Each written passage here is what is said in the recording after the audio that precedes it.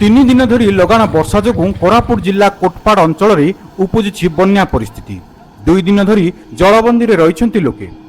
बन्या पानी रे जलमग्न होईछि अनेक गाँ और चाष जमी।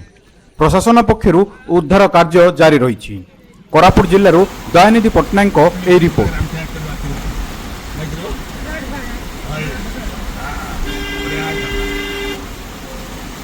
कोरापुट जिला कोटपाड़ ब्लॉक रो गुमुडा सतडंगा बणिया सुतिपदर पंचायतर 15 रु अधिक गाँ बन्या पानी रे जलमग्न होईछि। इंद्रावती नदीर उपरमुंडरे प्रबल वर्षा जोगु नदीर जलपतन वृद्धि पाइबारे लागिछि। हठात पानी माड़ी आसिबारु विलंबित राति रे ग्रामवासी भयभीत होई पड़थिले। वर्तमान सुधा प्रशासन पक्षरु प्राय 250 जन को सुरक्षित स्थान को स्थानांतर करा जायछि। ओड्राफ टीम और कोटपाड़ दमकल बाहिनी पक्षरु उद्धार कार्य जारी रहिछि।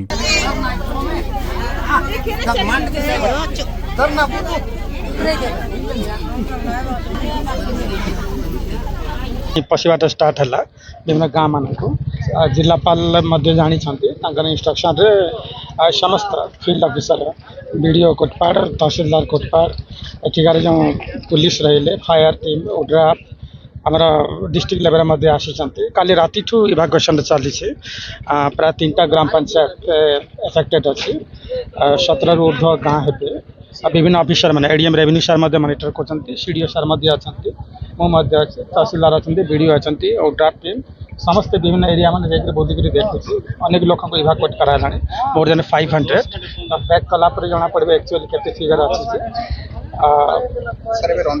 किचन मैंने दि जाऊँगी जोटा कटअप एरिया थी से भी आम पठाऊ चूड़ा गुड़ा पठाऊ पानी मैंने दि जाऊँगी ट्यूबवेल मैंने देखुी ट्यूबवेल बढ़िया अच्छी भी किसी ना ग्राम पंचायत अच्छी ग्राम पंचायत ऑफिस कल्याण मंडप मैंने अच्छी से लोक रखा विशेष किसी ये ना सटरंगा पंचायत आउ शुणा मिली 4-5 पंचायत पानी घेर बर्तमान अच्छी गत 2 दिन तले जो लगातार लगाण वर्षा होता से वर्षा जोगु बन्या परिस्थिति सृष्टि होती लोक हैरान होती आपण मैंने निजे जा देखिं आम जो बेलगाँ और खटलुगुड़े लोक सेठू रेस्क्यू ही आसी पारना आ लोक भी मुझे अनुरोध करुँची प्रशासन जो आमर जाऊँच से रेस्क्यू करने सहयोग करूँ साथी आसी रिलीफ कैंप्रे जोग दिंतु प्रथम जीवन रक्षा करूँ तापर बासस्थान कथा पर चिंता करवा भांगी गला क्राक आसला लोक भी खावाई पाई ना गोटे बड़ी खाऊँ बोली कहले किसी लोक को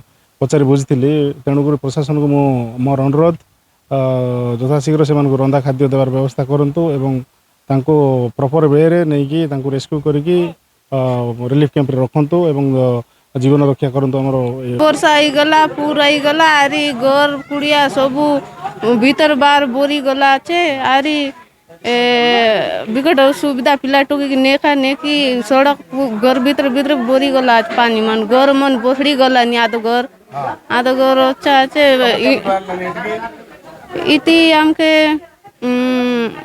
सरकार बाटले आमके इति डागरा करला इति बात पे देला सब सुविधा कर देला यारी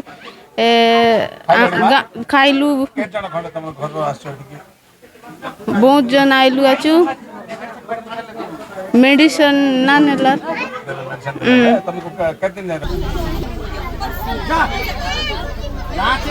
कोटपाड़ ब्लॉक रो 5टी पंचायत रे बन्या परिस्थिति सृष्टि होईछि।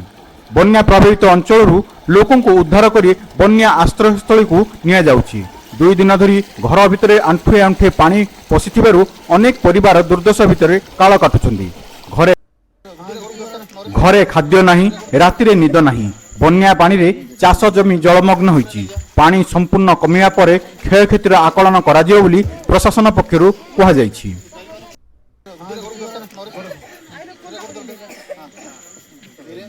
तहसीलदार मैडम फोन कले आम जाइलु गुमडारे गोटे 15-20 लोक को इभाकुएसन कलु आम सेठू सकाल 7टा बेलू फेरलु तापर आसला ये खबर पाइल जे मैडम फोन कले जे बेलगाँव रो खटलुगुड़े पानी पशि जाइए तेणुक आसिलु आम आसिकी बर्तमान आम टीम जाइछन्ति खटलुगुड़ा आउ सेठू से लोक धरिकी आसबे किंतु लोक आसवाई नाराज होती हाँ से मन को बुझाबुझी कर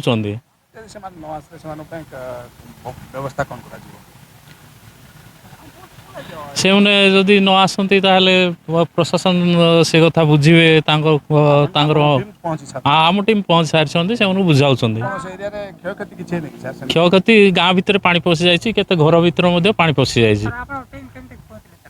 ବୋଟ୍ରେ OBM ବୋଟ୍ରେ ଆମ ବୋଟ୍ ଫାୟାର ଷ୍ଟେସନ ବୋଟ୍ ନେଇକି ଯାଇଛନ୍ତି ନା ଗାଡ଼ି ପରେ ବନ୍ୟା ଆସିଲା ଲୋକମାନେ ବି ମାନେ ସତର୍କ ହେଇନଥିଲେ ଅକସ୍ମାତ ରାତି ପଳେଇ ଆସିଲା 10ଟା 11ଟା ବେଳକୁ ଲୋକ ସତର୍କ ହେଇନଥିଲେ ସାଙ୍ଗେ ସାଙ୍ଗେ ଆମର ଅର୍ଡର ଟିମ୍ ମାନେ ବି ରାତି ପହଞ୍ଚିଗଲେଣି ପ୍ଲସ୍ ଅଫିସିଆଲ୍ସ ଗଭର୍ଣ୍ଣମେଣ୍ଟ ଅଫିସିଆଲ ଆମର ସବ୍ କଲେକ୍ଟର ତହସିଲଦାର ସମସ୍ତେ ପହଞ୍ଚି ଲୋକଙ୍କୁ ଇଭାକୁଏଟ୍ କରାହେଲା। ଏବେ ସେମାନେ ସେଲ୍ଟରରେ ଅଛନ୍ତି କଟପାଡ଼ରେ ତାପରେ ଗୁମୁଣ୍ଡାରେ ବି କିଛି ଲୋକ ପଞ୍ଚାୟତ ସେଲ୍ଟରରେ ଅଛନ୍ତି ଷଡ଼ରଙ୍ଗାରେ ବି ସେଲ୍ଟରରେ ଅଛନ୍ତି ଆପଣଙ୍କର ଗୋଆଳି ଆସନା କିଛି ଲୋକ ଜାଗାରେ ଅଛନ୍ତି। ତାପରେ ରନ୍ଧା ଖାଦ୍ୟ ବି ଗୋଟେ ଜାଗାରେ ଦିଆହେଉଛି ଅନେକ ଜାଗାରେ ଶୁଖିଲା ଖାଦ୍ୟ ବି ଦିଆଯାଉଛି। ବର୍ତ୍ତମାନ ସ୍ଥିତି ଏବେ ସୁଧରିବାର ଲାଗିଛି ପାଣି କମିବାର ଲାଗିଛି। ଆଜ୍ଞା ଆମର ଏଠି ତ ଜନ୍ମ ଆମର ଏଠି ଆଜି କାଲିଠୁ ଟିକେ ବର୍ଷା ହେଲାରୁ ବନ୍ୟା ହେଲା ଆଉ ପାଣି ଟିକେ ଘର ପଟେ ଆସିଲା ଆମେ ଗଭର୍ଣ୍ଣମେଣ୍ଟ ତରଫରୁ ଏଠି ଆସିଲୁ ଖାଇବାକୁ ଦେଲେ ଏଠି ଅଛୁ ଏଇ ଆଜି ସକାଳେ ତ ଆସିଲା ଆଜ୍ଞା ଆଜି ସକାଳେ ଡାକିଲେ ଆଜ୍ଞା ଆଜ୍ଞା ସେଟା ମୁଁ କହିପାରିବି ଆଜ୍ଞା ଆଜ୍ଞା ଦିଆହେଉଛି ମେଡ଼ିସିନ ସବୁ ଦିଆହେବ ଭଲ ଲାଗୁଛି ଏବେ ଦେବେ।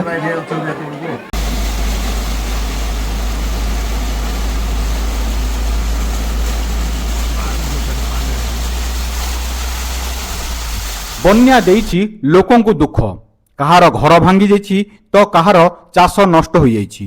ପାଣି କମିବାକୁ ଅପେକ୍ଷା କରିଛନ୍ତି ପ୍ରଭାବିତ ଲୋକେ। କ୍ଷୟକ୍ଷତିର ପ୍ରକୃତ ଚିତ୍ର ବି ସାମ୍ନାକୁ ଆସିବ ପାଣି କମିବା ପରେ। ବର୍ଷାରେ କୌଣସି କ୍ଷୟକ୍ଷତି ନ ଘଟିବ ସେ ନେଇ ପ୍ରଶାସନ ପକ୍ଷରୁ ସଜାଗ ରହିଛନ୍ତି।